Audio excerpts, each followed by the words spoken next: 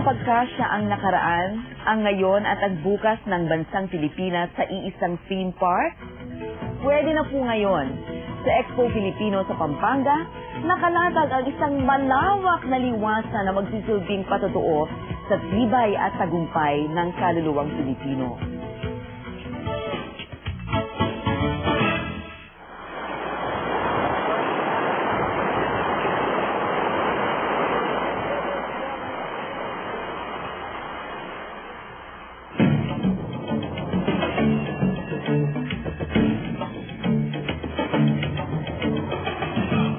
Mabuhay! Welcome to Expo Filipino!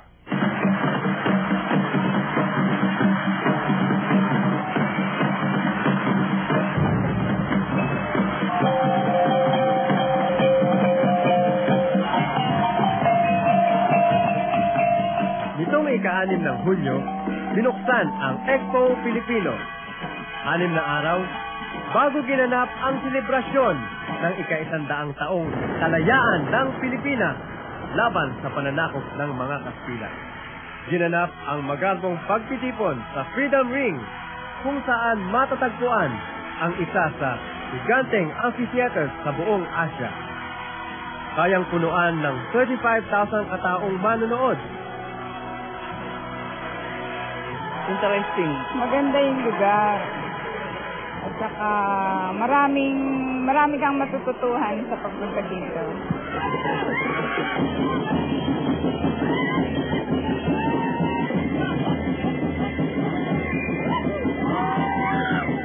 Dito sa village na ito, tinaguriang Lupang Hinirang.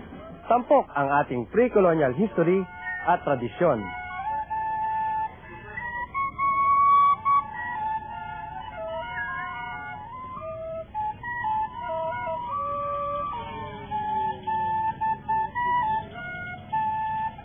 Mula sa Mountain Province, bumaba ang mga katutubong Kalinga. Itinirik ang kanilang tirahang hindi ginagamitan ng pako, Lego type o ditanggal. Kapitbahay lamang nila dito ang katutubong Ifugao.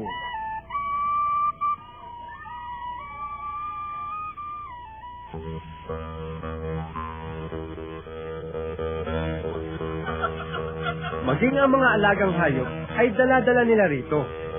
Inaalagaan at patuloy ang pagpapahusay sa kanilang kakayahan sa sining ng wood carving. May replika ng Banawi rice terraces. Sa bulubundukin ng Ifugao, noon pa man ay larawan na ng galing ng mga katutubo sa agrikultura. Pilipino lang kayo makagawa nun.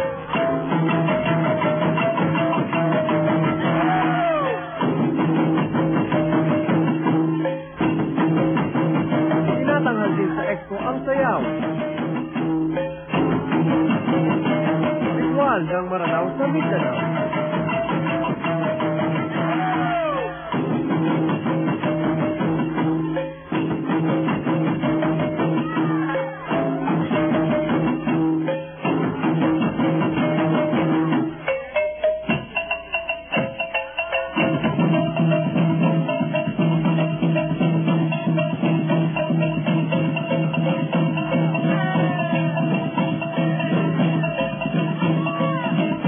Talaga ako, tapos pangalawa, nag-enjoy ako.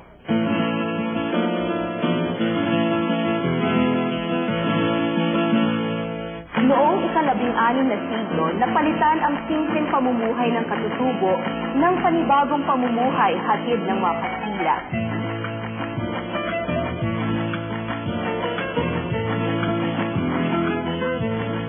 Isa sa mahalagang bahagi ng Expo Filipino ang Colonial Plaza. Punong-puno ng kasaysayan, alaala ng nakaraan. Nandito ang replika ng bahay ng ating pambansang bayani, si Dr. Jose Rizal. Ang bahay ni General Emilio Aguinaldo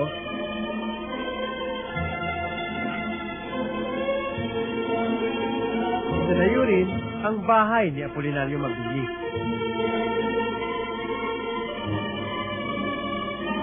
Sa gitna ng Colonial Plaza, ang replika ng Paraswain Church ng Malolos, Bulacan. Batay sa kasaysayan, dito unang ginanap ang Constitutional Convention at pagtatag ng unang Republika ng Pilipinas. 100 taon na ang lumipas. Mahigit sa kalahating milyong Pilipino ang nakapunta na dito. Karamihan dito ay mga estudyante. Most of the students nakakapag-aral sila ng mabuti about how the Filipino lives in the cultural background mismo ng mga tao. At saka yung roots nila nakukuha nila dito eh. They get the idea. Unlike sa school dahil puro libro-libro lang, dito meron ng personal view of how the Filipinos lived before and a forecast of how they will live in sometime in the future.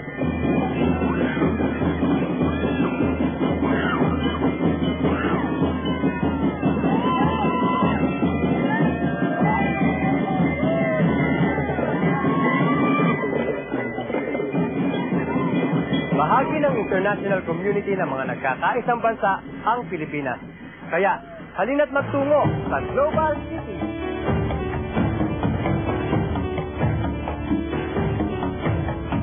Nasa Friendship Pavilion ang partisipasyon ng mga dayuhan sa pamamagitan ng kani-kanilang exhibit galing sa China, Japan, United Kingdom, Singapore at Amerika, Indonesia, Korea, Brunei Darussalam, Vietnam at Russian Federation. Maunlad na bansa sa modernong panahon. Siyempre, kasama rito ang Philippine Pavilion Exhibit. May pagkakapuri ang mga Pilipinong nagtagumpay sa buong daigdig sa larangan ng sining at kultura, politika, science at edukasyon.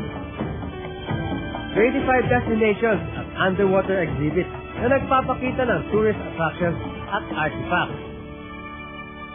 Kung hindi ka man makapaglibot sa iba-ibang lupalop ng bansa, sa Expo Pilipino, makikita mo kung gaano kaganda ang Pilipinas. At nagsisikap umunlad ang kabuhayan na dapat ay para sa sambayanan. Kung gaano ka world class ang Pilipinas ngayon in terms of our exports. Alamin naman natin ang ating future sa Bulwagang Siglo o Millennium Hall. Nahahati sa 4 na bahagi ang Bulwagang Siglo. Una, pamayanang pangkinabukasan o Sustainable Community of the Future. Ilan sa mga halimbawa ay muling pagkabuhay ng ilog Pasig. Hinihimok dito ang mga pabahay at mga pabrikang nasa tubig ng ilog na iwasang magtapon ng kanilang dumi sa tubig. Agropolitan. Matatagpuan ng isang kapaligarang agropolitan, pinagsamang katangian ng lungsod at lalawigan. Technology of the Future. Ilan dito ang kasangkapan sa paghula sa pagsabog ng bulkan at iba pang kalamidad. Papaularin natin ang kakayahang saliksikin ang ilalim ng karagatan dahil sa pagiging kapuluan nito. Taglay ng bansa ang sapat na yaman mula sa ilalim ng dagat na magagamit para mapakain ang lumalaking populasyon. Year 2000, sa Metro Manila, ang tao ay abot ng 120 million. Kaya kailangan maraming mas malawak ang kalsada, maraming sasakyan, mga LRT. Sa network communication, lalawak ang saklaw ng komunikasyon ng mga tao dahil sa satellite na umiikot sa mundo. Masusundan ng mga ito ang takbo ng panahon. Aba, makakagawa ng marami pang bagay tulad ng pagtulong sa isang motoristang maghanap ng kalye sa isang siksikang lungsod. Sa maniwala kahit sa hindi, kapag narating na ng Pilipinas ang kaunlaran sa kabuhayan, ilulunsad nito ang sariling programa sa pagre-research sa kalawakan. Maglalakbay sa kalawakan ang astronaut na Pilipino upang pag-aralan ang hangganang kayang abutin ng tao sa kalawakan o kaya naman ay masigurado kung sa ibang planeta ay pwedeng mag-aruga ng buhay. Kaagapay naman sa mga bagay o intelligence ang mga robot. Magagawa ng mga robot ang isang planta ng sasakyan, electronics, magbuo ng piano at magtayo ng bahay. Pwede rin siyang maging espiya ng eroplano, bantay at tagapagsaliksik sa kalawakan. Sa kabilang banda, ilan naman sa nilalaman ng 21st century Filipino makakapagpatubo na ng halaman sa sa mga masustansyang likido na hindi na ginagamitan ng lupa. In short, hydroponics o pagtatanim ng gulay, prutas at iba pang halaman sa tubig. Pumasok man tayo sa 21st century, gusto pa rin ang sabi ni Rizal. Ang kabataan, ang pag-asa ng bayan. At sa tahanan, hangad natin. Strong family ties pa rin. Filipino, sentro ng kagalingan, sariling kayod. Hindi na magiging empleyado na lamang ang mga Pinoy dahil sa mga computer at teknolohiya sa impormasyon. Marami ang magtatayo ng opisina sa kanilang sariling bahay. Ano bang gustong maabot nating mga Pinoy? Isa sa magandang katangiang hindi kumukupas, ang bayanihan, pagtutulungan sa panahon ng kagipitan o pangangailangan. Everything, kahit material or sa kalooban, basta palaging caring sa mga tao. Na nung bagong dating ako, nakita ko yung mga pulubi, naaawa ako. Hindi ko kayang hindi ko kayang makumkom. Nakakaawa.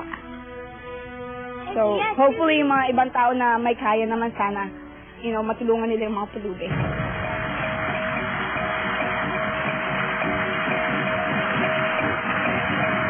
Talagang naramdaman ko ako isang toy na Pilipino. Kulang yung time para talagang isa-isahin mo yung dapat mong makita. Palagi pa rin akong maki-Pilipino. I can't wait na dalhin ko dito mga kaibigan ko sa Amerika. Pakita ko sa amin yung tunay na culture natin. Kahit nakikita na nila sa ugali ko yun.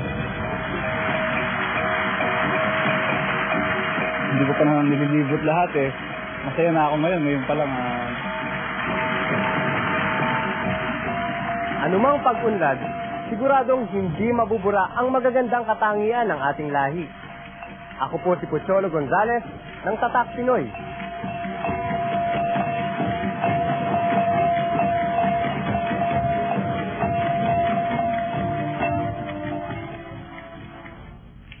Marami pang kailangan tapusin sa Expo Filipino. Marahil pagpapahiwatig ito na marami pa ring detalye at issue sa ating kasaysayan ang mananatili pang nakatiwangwang at kailangan pang tapusin at bigyan linaw. At para naman po sa mga pamilyang namamasyal sa Pasko, bakit hindi niyo subukan ang kakaibang trip na hatid po ng Expo Filipino? Diyan lamang po kayo, magbabalik po kaagad ang Tatak Pinoy. Naging kontrobersyal ang sanhin ng pagkalumpo ng sublime paralytic na si Gat Apolinario Mabini. Maraming nag-akalang Pots disease, syphilis o tuberculosis ang sanhin nito, pero nahukay ng kanyang labi